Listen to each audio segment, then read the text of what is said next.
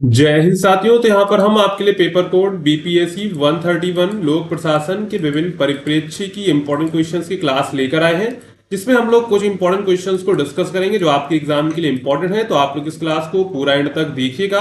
अगर आपको ये क्लास पसंद आती है तो वीडियो को लाइक, चैनल को सब्सक्राइब करना मत भूलेगा, जिससे आगे की आने वाली क्लासेस आपको जो है उसकी नोटिफिकेशन मिल सके। और आप लोग जो है टेलीग्राम को ज्वाइन कर लीजिए, उस पर हम लोग इसकी जो है पीडीएफ शेयर कर देंगे, तो वहां से आप लोग जो है इसकी पीडीएफ को डाउनलोड कर लीजिएगा। अगर आप लोग गैस पेपर इसका डाउनलोड करना चाहते हैं, जिसमें आपको वीवीआई इंपॉर्टेंट क्वेश्चंस 20 से 25 मिल जाएंगे जो आपके एग्जाम के लिए इंपॉर्टेंट होंगे, तो आपको सिंपली क्या करना है, डाउनलोड करने के लिए सिंपली आपको गूगल पे जाना है और सर्च करना है shop.hindustanknowledge.com। जैसे आप सर्च करेंगे तो आपके सामने ये हमारी वेबसाइट आ जाएगी। अगर आप यहां से वेबसाइट से नहीं परचेस कर पाते, डिस्क्रिप्शन में आपको एक नंबर दिया गया है, उस पर आप लोग व्हाट्सअप कर सकते हैं, या फिर इस नंबर पे आप लोग व्हाट्सअप कर सकते हैं। तो आपको सिंपली सर्च बार में जाना है, यहाँ पर सर्च कोड लिखा है, यहाँ पर कोड टाइप करना है बीपीएसी 131।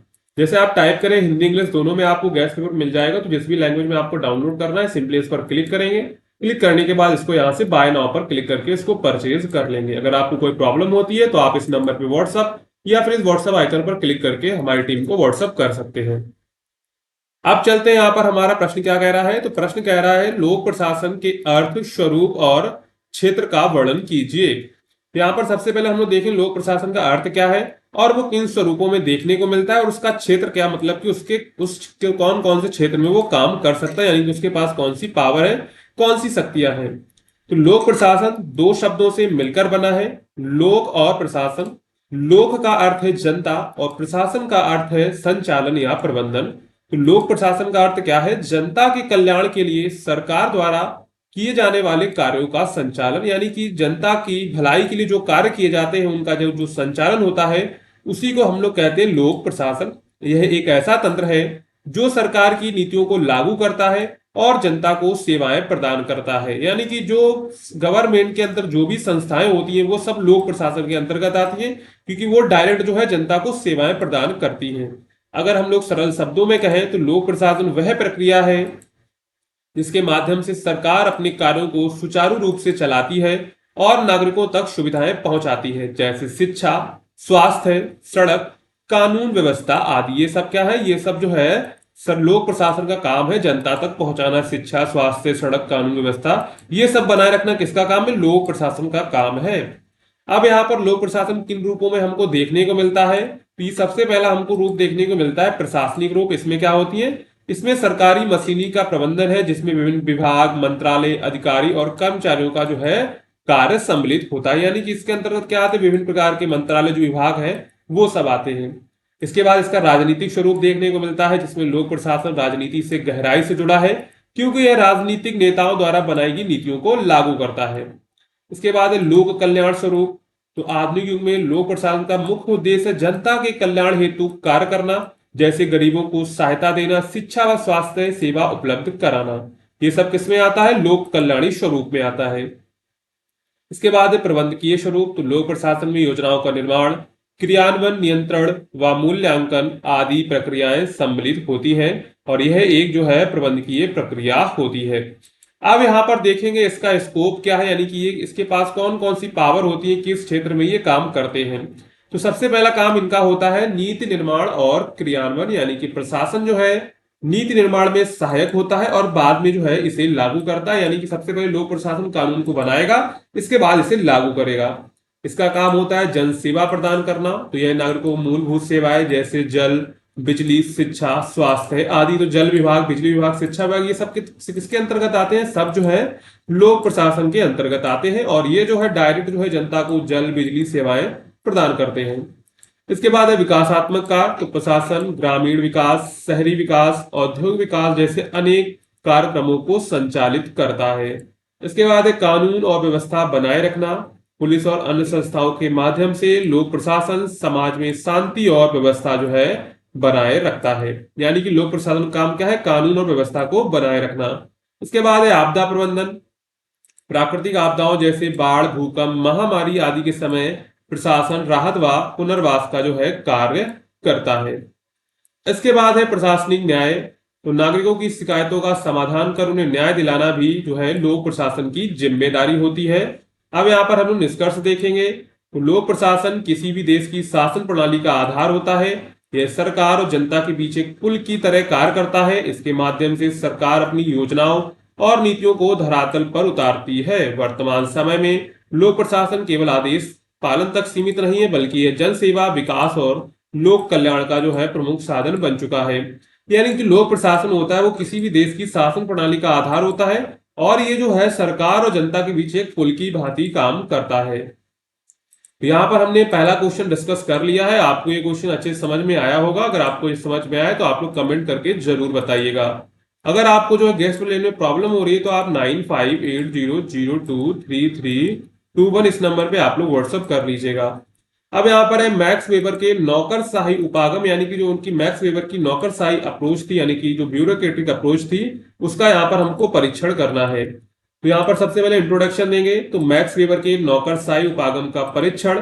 मैक्स वेबर एक जो है प्रसिद्ध जर्मन शास्त्री थे, जिन्होंने प्रशासन और संगठन के क्षेत्र में महत्वपूर्ण योगदान दिया। उनका नौकरशाही उपागम मतलब कि ब्यूरोक्रेटिक अप्रोच प्रशासन की एक आदर्श प्रणाली प्रस्तुत करता है, जिसे उन्होंने आदर्श प्रकार कहा था। अब यहाँ पर उनके जो नौकरशाही उपागम की विशेषताएं क्या है वो देख लेते हैं। तो मैक्स वेबर के अनुसार एक आदर्श नौकरशाही में निम्नलिखित विशेषताएं होनी चाहिए, यानी कि जो नौकरशाही होगा, जो आइडियल ब्यूरोक्रेटिक होगा, उसमें क्या विशेषताएं होनी चाहिए। विभाग की संरचना, यानी काम को विभिन्न भागों में बांट दिया जाता है और कर्मचारी को एक विशेष कार्य सौंपा जाता है। इसमें क्या होता है, इसमें जो कार्य होते हैं वो अलग अलग लोगों को बांटे जाते हैं, अलग अलग विभागों में बांटे जाते हैं। इसके बाद अलग विभाग में जो अलग अलग लोग होते हैं उनमें कामों को बांटा जाता है। इसके बाद नियम और प्रक्रियाएं, यानी कि संगठन में काम करने के लिए निश्चित नियम, कानून और प्रक्रियाएं होती है, जिससे पारदर्शिता और समानता बनी रहती है। यानी कि संगठन में जो भी काम होगा उसके लिए कोई निश्चित नियम होंगे, कानून होंगे और प्रक्रियाएं होंगी, जिसके तहत काम होगा। इसके बाद क्रमबद्ध अधिकार संरचना, यानी कि प्रत्येक स्तर पर अधिकारों की भी स्पष्ट अधीनता होती है, जिससे आदेश ऊपर से नीचे तक आते हैं। यानी कि क्या होता है, यहाँ पर जो है अधिकार सभी के निश्चित होते हैं, किसका क्या अधिकार है, किसके पास कौन सी पावर है, यहाँ पर स्पष्ट होना चाहिए। उसके बाद निष्क्रियता, निर्णय व्यक्तिगत भावनाओं पर नहीं बल्कि नियमों और तथ्यों के आधार पर लिए जाते हैं। यहाँ पर कोई व्यक्तिगत भावना काम नहीं करती है। जो भी नियम बनाए जाएंगे, निर्णय लिए जाएंगे, वो सब तथ्यों के आधार पर लिए जाएंगे। इसके बाद है योग्यता के आधार पर भर्ती। कर्मचारियों की नियुक्ति उनकी योग्यता और प्रतिभा के आधार पर की जाती है, ना कि सिफारिश या संबंधों पर। पूरा समय और वेतन, यानी कि नौकरशाही में कर्मचारी पूर्णकालिक रूप से काम करते हैं और उन्हें एक निर्धारित वेतन मिलता है। तो यहाँ पर ये सब क्या है, ये सब जो है वेबर के नौकरशाही उपागम की विशेषताएं हैं। अब यहाँ पर चलते हैं उपागम का सकारात्मक अगर हम लोग परीक्षण करें तो कार्य क्षमता में वृद्धि, यानी काम के स्पष्ट बंटवारे और नियमों के कारण जो है कार्य जल्दी और सही ढंग से होता है।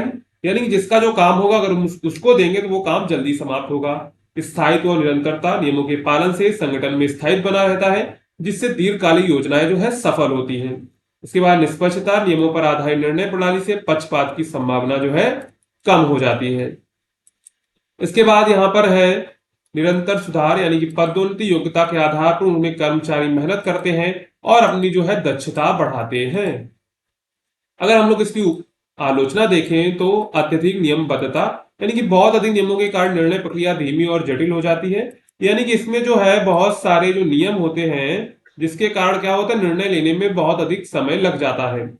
नवाचार में बाधा, नियमों से बने कर्मचारी नई सोच या रचनात्मकता नहीं दिखाते हैं। मानव पक्ष की अनदेखी, वेबर का मॉडल मानवीय भावनाओं, प्रेरणाएं और संबंधों को नजरअंदाज करता है। लचीलापन नहीं होता है, हर व्यक्ति हर परिस्थिति में नियमों का पालन करना आवश्यक होता है, जिससे बदलती परिस्थितियों में समस्या आती है। यानी कि यहाँ पर कोई लचीलापन नहीं होगा, यानी कि आप अपने अकॉर्डिंग कोई जो है यहाँ पर नियम नहीं बना सकते हैं। जो नियम यानी कि जो परिस्थिति है उसके अनुसार आप नियम नहीं बना सकते, जो भी नियम होंगे उसके अनुसार आपको परिस्थिति में ढलना होगा। इसके बाद लाल फीताशाही, यानी कि अत्यधिक दस्तावेजीकरण और स्वीकृति प्रक्रिया के कारण काम देर में होती है। यानी कि बहुत अधिक दस्तावेज यानी डॉक्यूमेंटेशन होता है, फिर स्वीकृति प्रक्रिया उसके लिए बहुत लंबी होती है, यानी सिग्नेचर वगैरह कराने पड़ती है, जिससे क्या होता है, काम में देरी होती है। इसके बाद यहाँ पर हम लोग निष्कर्ष देकर आंसर को खत्म करेंगे।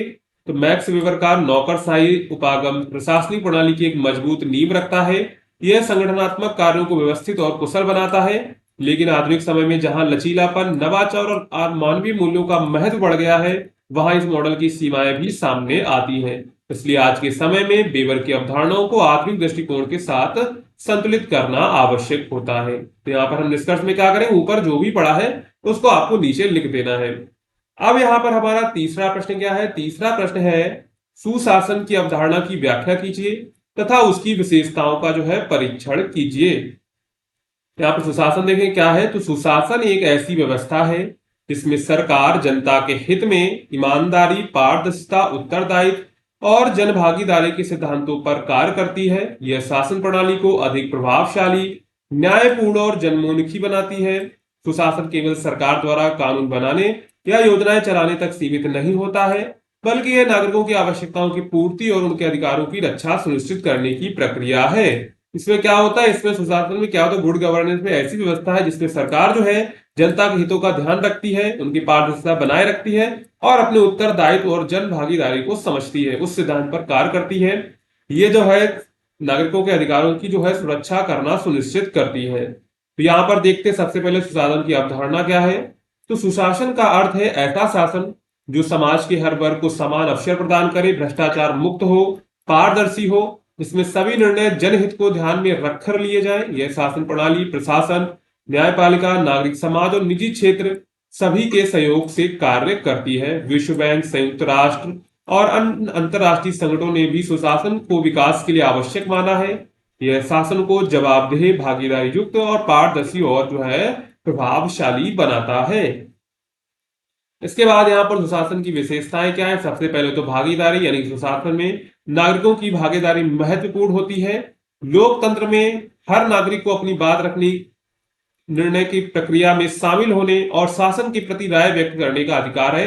यानी कि सुशासन में क्या होता है, लोकतंत्र में हर जो नागरिक अपनी बात रख सकता है, अपनी निर्णय प्रक्रिया में जो है शामिल हो सकता है और सरकार के प्रति राय जो है व्यक्त कर सकता है। इसके बाद न्याय संगतता और समावेशिता।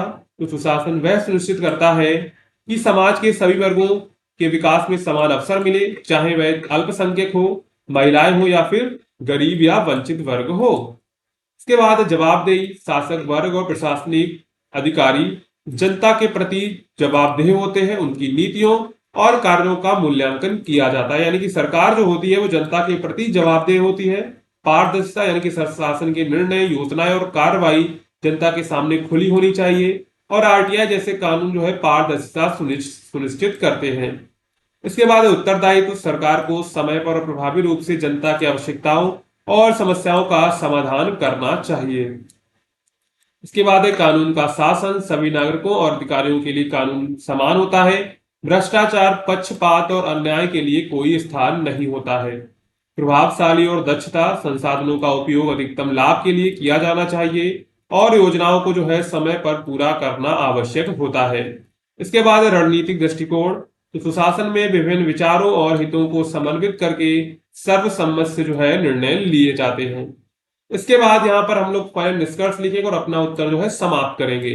तो सुशासन एक आदर्श प्रणाली है जो लोकतंत्र को सशक्त बनाता है और नागरिकों के जीवन स्तर को ऊंचा उठाता है। इसके लिए राजनीतिक इच्छा शक्ति, प्रशासनिक सुधार, नागरिकों की जागरूकता और स्वतंत्र संस्थाओं की आवश्यकता होती है। भारत जैसे लोकतांत्रिक देश में सुशासन के सिद्धांतों को अपनाकर हम सामाजिक न्याय और समावेशी विकास की ओर बढ़ सकते हैं। तो सुशासन का अर्थ मतलब सिंपल सा ये है, सुशासन का अर्थ है सरकार की जिम्मेदारी, यानी कि सरकार जो है जवाबदेह है जनता के लिए, यानी कि वो जो भी काम करेगी वो जनता के हित में रखकर, हित को रखकर ध्यान में काम करेगी। तो ये सुशासन का अर्थ होता है। तो टोटल हमने यहाँ पर 3 क्वेश्चंस को डिस्कस किया हुआ है। इसकी पीडीएफ जो है हम टेलीग्राम पर डाल देंगे, तो वहां से आप लोग जो है इसको डाउनलोड कर लीजिएगा। तो चलिए, अगर आपको क्लास पसंद आई हो तो वीडियो को लाइक करिएगा, चैनल को सब्सक्राइब करिएगा। मिलते हैं अगली क्लास में।